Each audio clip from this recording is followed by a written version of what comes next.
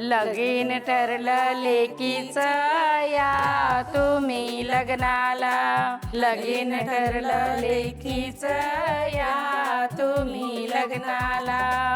दुसरी माझी ओवी ग लेकीच्या बापाला, दुसरी माझी ओवी ग लेकीच्या बापाला। हळद लागेल अंगाला ग सासरी जायाला, हळद लागेल अंगाला ग सासरी जायाला।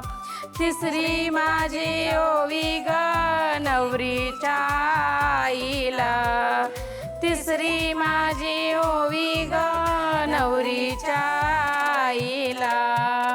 लेक चालली नांदाया सासरच्या घराला, लेक चालली नांदाया सासरच्या घराला। चौथी माझी ओवी ग नवरीच्या गोताला, चौथी माझी ओवी ग नवरीच्या गोताला।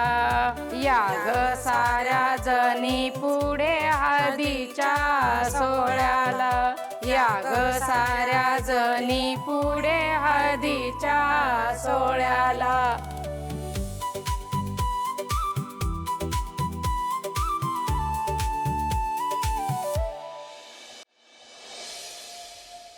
बाय, जर तुला आज देवळात जाऊन यायचं असेल तर जाऊन ये हा, कारण एकदा हळद लागली ना की मग बाहेर नाही पडता येत।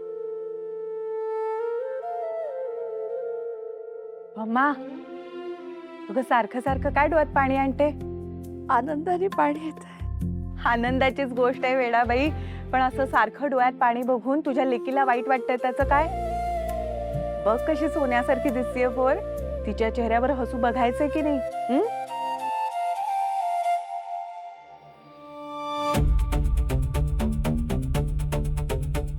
लग्नावर खूप खर्च चालला यांचा, यांचे पैसे संपायचे आहेत, माल काढला पाहिजे। मम्मी, मी तर ना ठरवलंय, मी लवकर लग्न करणार आहे। अरे जिचं लग्न आहे तिचे किती लाड होतात, माझे पण लाड झाले पाहिजेत बाबा।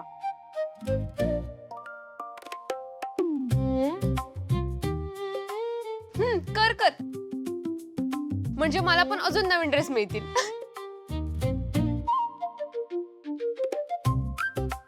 हो म्हणजे काय, मी तर शोधून पण ठेवलाय, तो वाघ तर मी वाघीन।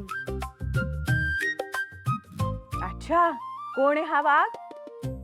नाव तरी सांगा मला। नाही म्हणजे आडनाव कळलंय। मावशी, त्याचं सरनेम वाघ नाहीये, त्याची पर्सनॅलिटी वाघासारखी आहे, म्हणजे टायगर श्रॉफ।